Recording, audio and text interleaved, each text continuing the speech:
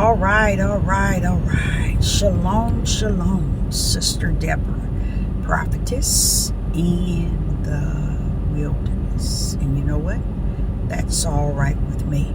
Coming again on this Deborah platform with another message. I will say it is a lovely, lovely early morning in which the Most High, Ahaya has made. And I, Sister Deborah, shall and I will rest therein. You know, just bringing a little something. I'm not going to be with you long. Just speaking regarding, actually, that's not going to get it. I was on live yesterday, and somewhere along the line I got cut off, but that's okay. That's all well. But I just come to kind of cover something I was seeing also on live regarding land. And honestly, it's not so much as land to monkey around or to just have something or to just, it's just trying to build a lifestyle that is matching that which is to come, meaning matching it because it's coming and the things are happening. It ain't coming, it's here already, and you can see these things before you. So you want to get away from what you see amongst the nice communities, the poor communities, the middle class communities. These things you see, houses on top of houses, next door neighbors, you know, people just everywhere. You know, this is what, and this is where a lot of things are going to be taking place. But through the grace and the mercy of the Most High, Ahaya, many are going to be covered by His grace and mercy, especially those who are marked in their forehead by the Most High, Ahaya. His angels have marked them, in which Ahaya has assigned them to mark in their forehead. And it's no matter where they are at or where they're going, they're marked. Now, before Ahaya bring the children out of the lands on the four corners, before he bring them out, we know not the day, the hour, nor the minute, nor the second in which he shall do this.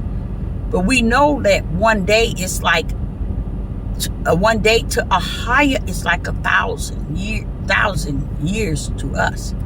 Now, I don't know if that's correct. 1,000 is like 1,000 to the Most High, Ahaya. So, not so much as years, but I think it's just 1,000. But we have to understand that sometimes peace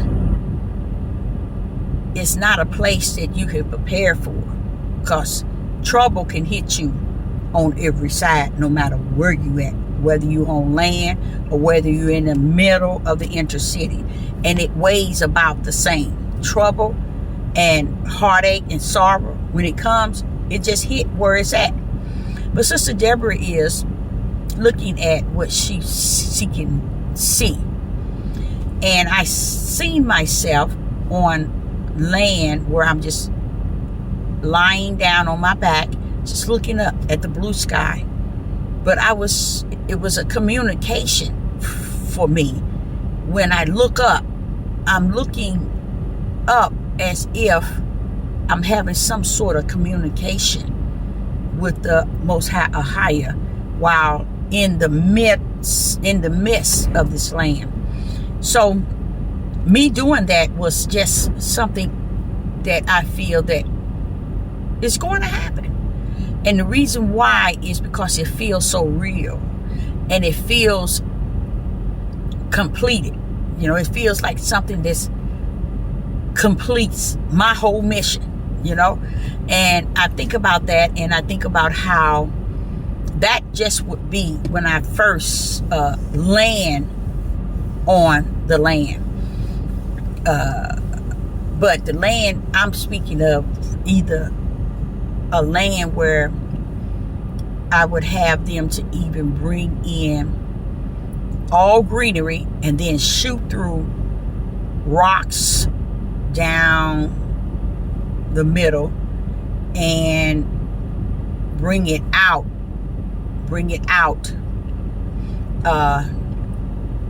throughout a certain part of the land, to where people who have SUVs or trailers, they can park and live off the land,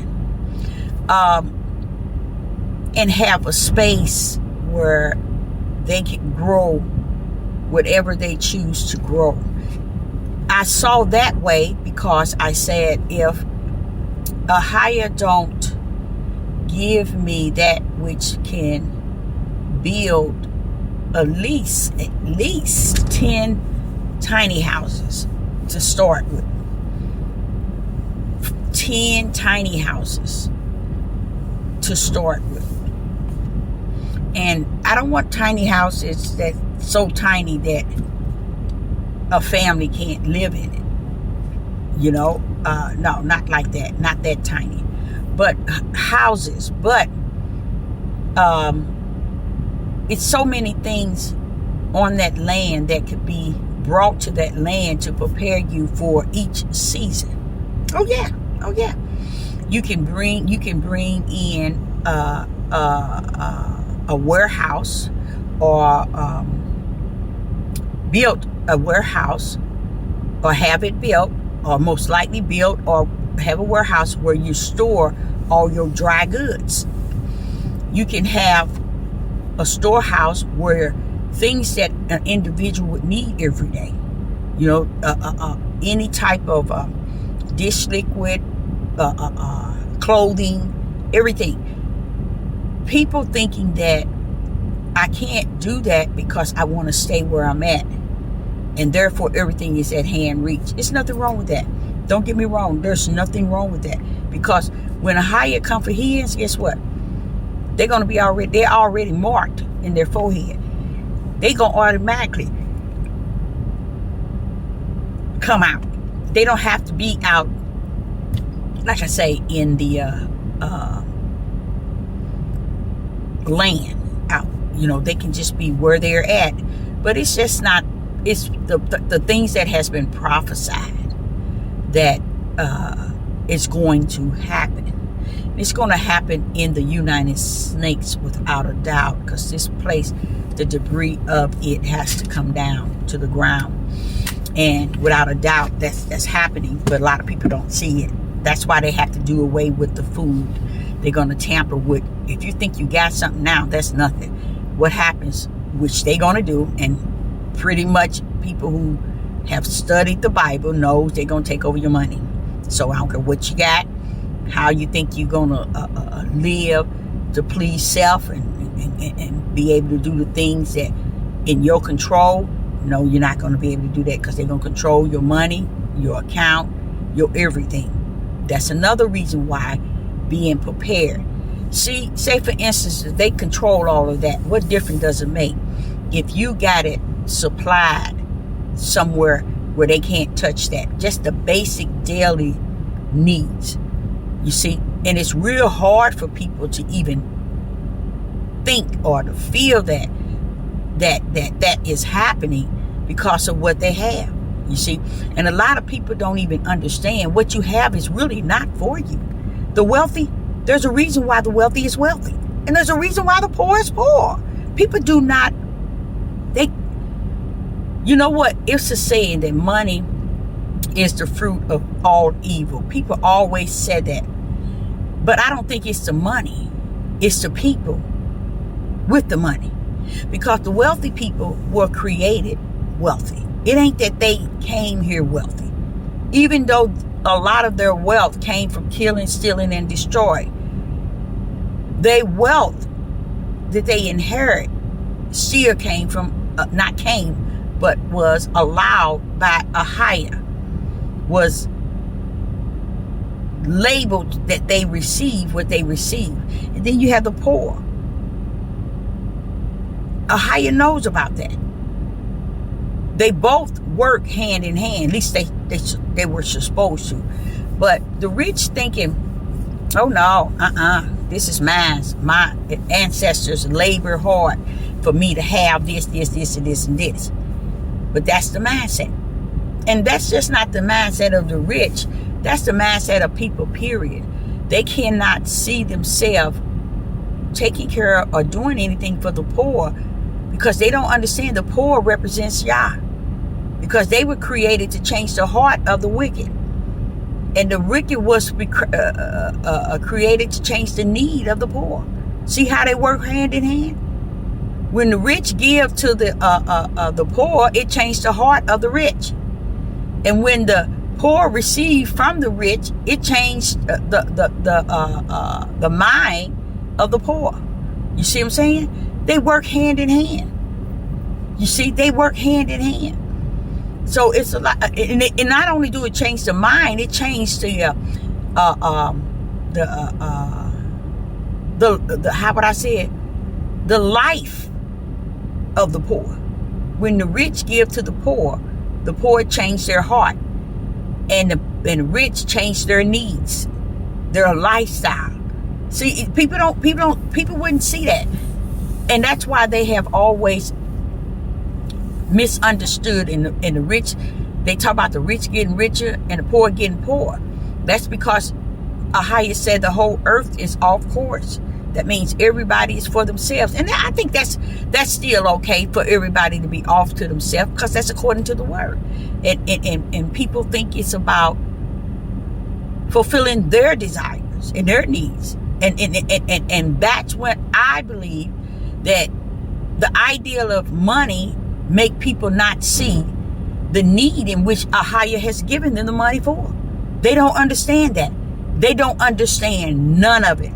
You know, so they just live as if it's for me and mine and how I want us to live throughout life, which is still okay. What makes it okay is, even though Ahiah gives according to what he has, how would I say it, mission, and those take and think it's the mission is that I, and mine's mine. Ahiah don't have no problem with that, because he knows that already it's going to lead the individual to think like that and feel like that. Don't think he don't know. Just like he put Adam and Eve down there. He actually took a rib from Adam, went away and made Eve, brought her back to him, just so they can walk over there to the tree of knowledge of good and evil. Ahiah still did it, didn't it? It didn't stop him. That's why I say people are very confused in life itself. Very, very confused. But what I was talking about as far as the land, I'm going to say that because I started to mention that before. The fruits of the Spirit and the gifts are for a reason. I would never have thought I would live to tell the things that I'm telling and talking about. You know why? Because I thought that when he gave me all this here, it's because I was going to die. I really thought that I was going to die, because I didn't think that I would live to know and to see how things are going to pan out, how the end is going to run into itself, you see, and how things are going to take place in the days to come. You know, I didn't think I would live to actually be here to see these things. A lot of them are things I have already seen. Back in days, teenagers, I read it. I saw it then. Here I am living it. I didn't think I would. So if he has me here, he has me here for a reason. He has me here for a reason. And with that reason, it doesn't matter what. He's going to see me through. So I'm thinking, okay, even me being out on land, it'll bring those that Ahiah are bringing to that area, would be those that are gifted, as well, to have the ability to allow the fruit of the Spirit to have its way. The fruit of the spirits to have its way in you outwards to whomever that's among us, also informing us things that's coming, things that even to me, it's like, I'm gonna show you, I'm gonna give y'all an example. And this young man that I was dealing with yesterday, when he said it, I said, no, you don't have that gift. He said, yes, I do. And the gift is this, because I have it. If, say for instance, there's 10 miles, someone's on a highway, and they 10 miles from here, and they come into, let's say, bust out my windows, okay? I'm going to feel that. I'm going to feel that. I'm going to feel it. Say, for instance, they coming to do something positive and something good. I'm going to feel that. I'm going to feel that. I'm feeling it because the Ruach HaKodesh preparate you and prepare you. When my nephew was going to get married, Ahaya came to me, gave me the lowdown. When my son was going to hang himself, the father came to me, gave me the lowdown. So he's not going to allow me to be out in no man's land and not allow me to know when anything is coming up on the land, or whether it's good or whether it's bad. He's still not going to allow it to come upon me without me knowing. That's a gift I've had ever since I was a little girl. So it been there all that time, and it's there for a reason. That's why I keep thinking, okay, this can't be it. This can't be it. It's got to be for a purpose. And even now, when things happen, that's the part that my kids don't like. It's the idea, how did she know before it happened? You'd think they'd say, when she's who she says she is. But they battle with the fact that Mama already know. You see? So I have always been in the house where anything they did, I already knew ahead of time. So I'm just showing you the type of gift that Ahaya has created in me. And these I also call fruits of the Spirit. So it's just that I don't think that he would want me out there just to be out there. It's not going to be a place where I'm out there and he's not going to protect me. Oh no. Oh no. Praise is going to be going up and blessings going to be coming down, and his anointed is going to be in the midst 24/24. Praise the Most High, Ahaya. So I say unto you all, I don't know, I know I've met several people who has that same idea, and they're talking about buying land too. So if you out there, that's good. That is wonderful. And all those fruits of the Spirit, you take when you go out there, make sure you bring them to the bring them forth and put them before the throne of the Most High, and let him take you from here, because he will do it. Because a lot of people think this is it. I don't fear no storm. I don't fear nothing gonna happen. Oh, everything is peachy keen. Why? Because everything you doing is to please you. You ain't doing nothing to do nothing or for the will of the Father. Just doing everything to please you. So everything is fine. And that's the way people are gonna go out. So when he's sitting, he say, come out of her. I noticed that in other verses, he didn't really expound on how coming out of her, because he knows that you're not going to come out. All these years, thousands of years, and all of a sudden, because he said come out of her with a small, quiet voice, that you're going to come running out of her. No, he know you ain't coming nowhere. It's just like Yeshua told the disciples, tell no one. And he healed the people and told them, don't go tell no one. What happened? They went out and told everybody. It just is what it is. So therefore, when he say come out, he means come out of the world lifestyle and how they do things and the way that they do things. Come out of that You have to come out.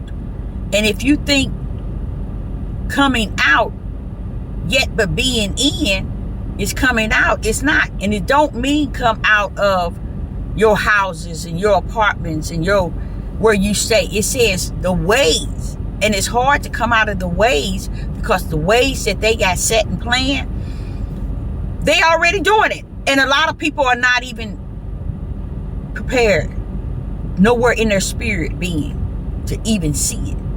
And that's why I think it's sad, because it's not something that's coming, it's something that's actually happened. And because people feel that they don't see the storm, they don't hear the storm is not before them, then therefore the storm ain't coming no time soon. Okay, keep waiting on it. Keep thinking like that.